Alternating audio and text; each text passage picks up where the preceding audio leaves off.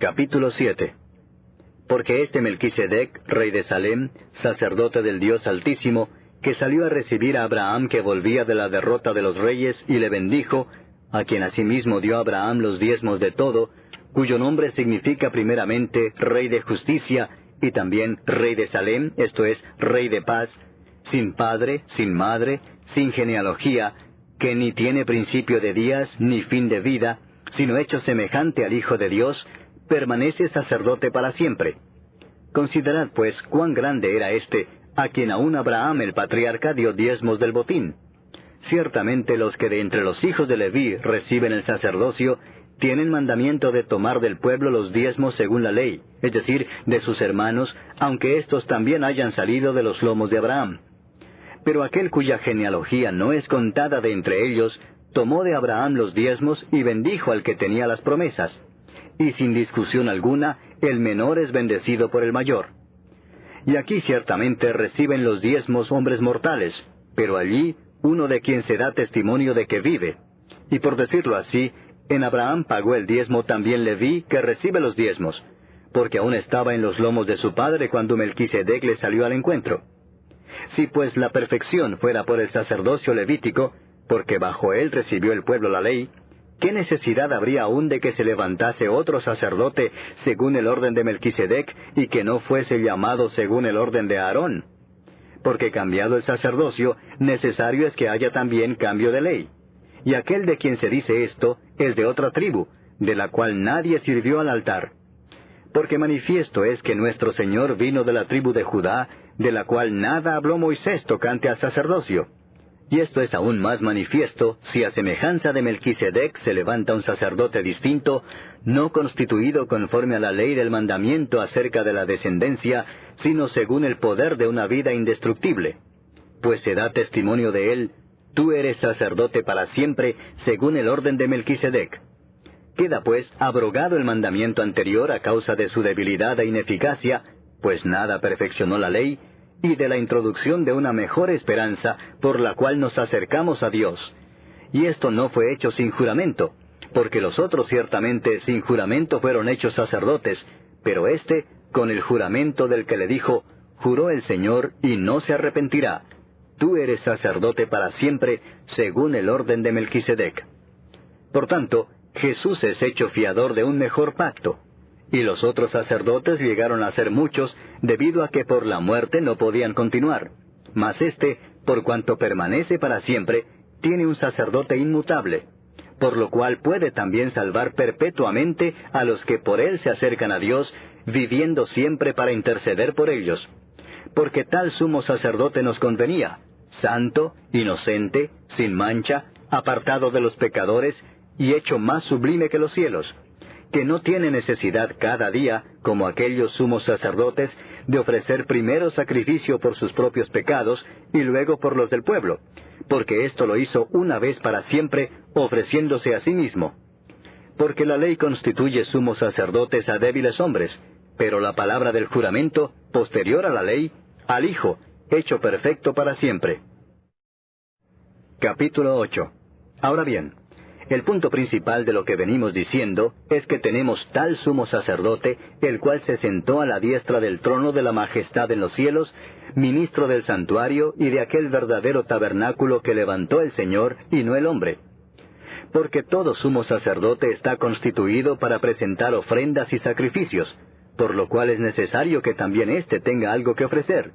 Así que, si estuviese sobre la tierra, ni siquiera sería sacerdote, habiendo aún sacerdotes que presentan las ofrendas según la ley, los cuales sirven a lo que es figura y sombra de las cosas celestiales, como se le advirtió a Moisés cuando iba a erigir el tabernáculo, diciéndole: mira, haz todas las cosas conforme al modelo que se te ha mostrado en el monte.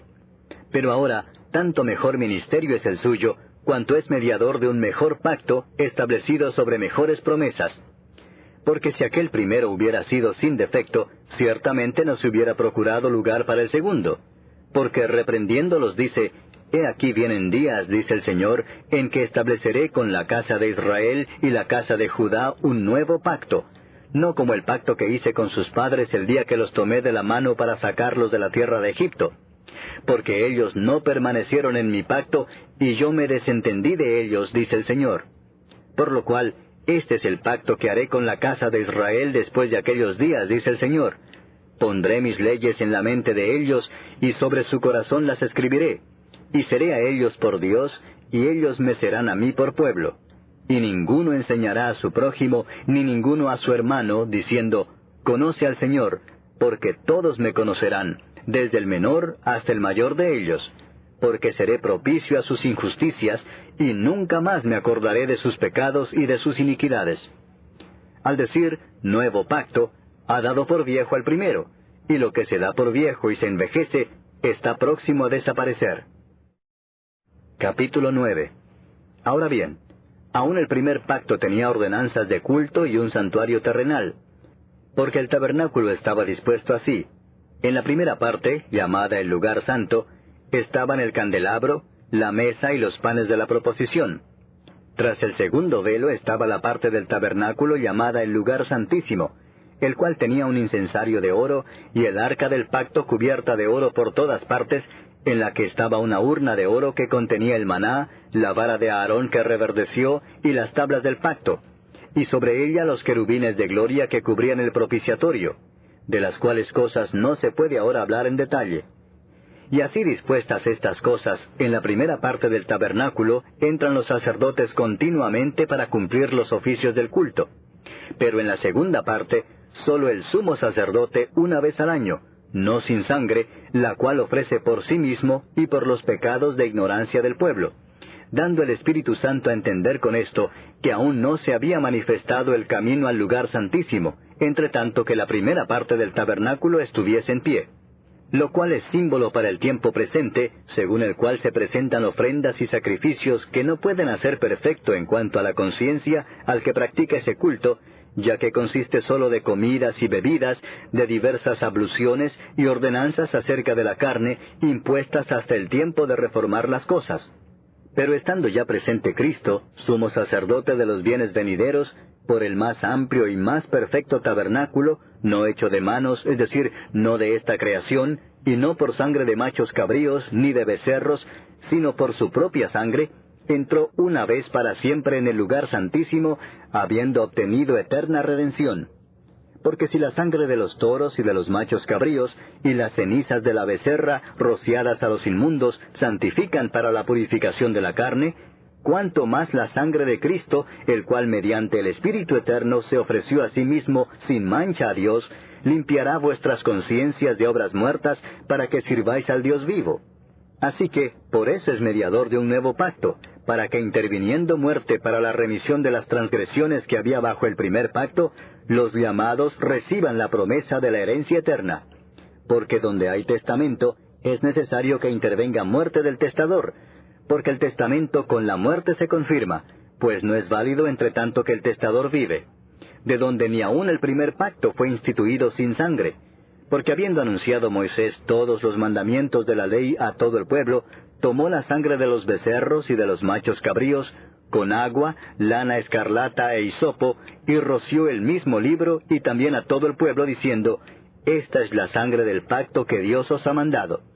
Y además de esto, roció también con la sangre el tabernáculo y todos los vasos del ministerio. Y casi todo es purificado, según la ley, con sangre, y sin derramamiento de sangre no se hace remisión. Fue pues necesario que las figuras de las cosas celestiales fuesen purificadas así, pero las cosas celestiales mismas con mejores sacrificios que éstos. Porque no entró Cristo en el santuario hecho de mano, figura del verdadero, sino en el cielo mismo para presentarse ahora por nosotros ante Dios, y no para ofrecerse muchas veces, como entra el sumo sacerdote en el lugar santísimo cada año con sangre ajena. De otra manera le hubiera sido necesario padecer muchas veces desde el principio del mundo, pero ahora, en la consumación de los siglos, se presentó una vez para siempre por el sacrificio de sí mismo, para quitar de en medio el pecado. Y de la manera que está establecido para los hombres que mueran una sola vez, y después de esto el juicio, así también Cristo fue ofrecido una sola vez para llevar los pecados de muchos, y aparecerá por segunda vez sin relación con el pecado, para salvar a los que le esperan. Capítulo 10. Porque la ley, teniendo la sombra de los bienes venideros, no la imagen misma de las cosas, nunca puede, por los mismos sacrificios que se ofrecen continuamente cada año, hacer perfectos a los que se acercan. De otra manera cesarían de ofrecerse, pues los que tributan este culto, limpios una vez, no tendrían ya más conciencia de pecado. Pero en estos sacrificios cada año se hace memoria de los pecados, porque la sangre de los toros y de los machos cabríos no puede quitar los pecados. Por lo cual, entrando en el mundo dice, sacrificio y ofrenda no quisiste, mas me preparaste cuerpo. Holocaustos y expiaciones por el pecado no te agradaron. Entonces dije, he aquí que vengo, oh Dios, para hacer tu voluntad, como en el rollo del libro está escrito de mí. Diciendo primero, sacrificio y ofrenda y holocaustos y expiaciones por el pecado no quisiste, ni te agradaron, las cuales cosas se ofrecen según la ley, y diciendo luego, he aquí que vengo, oh Dios, para hacer tu voluntad, quítalo primero para establecer esto último. En esa voluntad somos santificados mediante la ofrenda del cuerpo de Jesucristo, hecha una vez para siempre. Y ciertamente todo sacerdote está día tras día ministrando y ofreciendo muchas veces los mismos sacrificios, que nunca pueden quitar los pecados. Pero Cristo, habiendo ofrecido una vez para siempre un solo sacrificio por los pecados, se ha sentado a la diestra de Dios, de ahí en adelante esperando hasta que sus enemigos sean puestos por estrado de sus pies. Porque con una sola ofrenda hizo perfectos para siempre a los santificados. Y nos atestigua lo mismo el Espíritu Santo, porque después de haber dicho, este es el pacto que haré con ellos después de aquellos días, dice el Señor, pondré mis leyes en sus corazones y en sus mentes las escribiré, añade, y nunca más me acordaré de sus pecados y transgresiones. Pues donde hay remisión de estos, no hay más ofrenda por el pecado. Así que, hermanos, teniendo libertad para entrar en el lugar santísimo por la sangre de Jesucristo, por el camino nuevo y vivo que Él nos abrió a través del velo, esto es, de su carne, y teniendo un gran sacerdote sobre la casa de Dios, acerquémonos con corazón sincero, en plena certidumbre de fe, purificados los corazones de mala conciencia y lavados los cuerpos con agua pura. Mantengamos firme sin fluctuar la profesión de nuestra esperanza, porque fiel es el que prometió. Y considerémonos unos a otros para estimularnos al amor y a las buenas obras, no dejando de congregarnos, como algunos tienen por costumbre, sino exhortándonos, y tanto más cuanto veis que aquel día se acerca. Porque si pecaremos voluntariamente después de haber recibido el conocimiento de la verdad, ya no queda más sacrificio por los pecados, sino una horrenda expectación de juicio y de hervor de fuego que ha de devorar a los adversarios. El que viola la ley de Moisés, por el testimonio de 2 o de 3 testigos, muere irremisiblemente. ¿Cuánto mayor castigo pensáis que merecerá el que pisoteare al Hijo de Dios y tuviere por inmunda la sangre del pacto en la cual fue santificado e hiciere afrenta al Espíritu de gracia? Pues conocemos al que dijo, mía es la venganza, yo daré el pago, dice el Señor. Y otra vez, el Señor juzgará a su pueblo. Horrenda cosa es caer en manos del Dios vivo. Pero traed a la memoria los días pasados, en los cuales, después de haber sido iluminados, sostuvisteis gran combate de padecimientos. Por una parte, ciertamente, con vituperios y tribulaciones fuisteis hechos espectáculo, y por otra, llegasteis a ser compañeros de los que estaban en una situación semejante. Porque de los presos también os compadecisteis, y el despojo de vuestros bienes sufristeis con gozo, sabiendo que tenéis en vosotros una mejor y perdurable herencia en los cielos.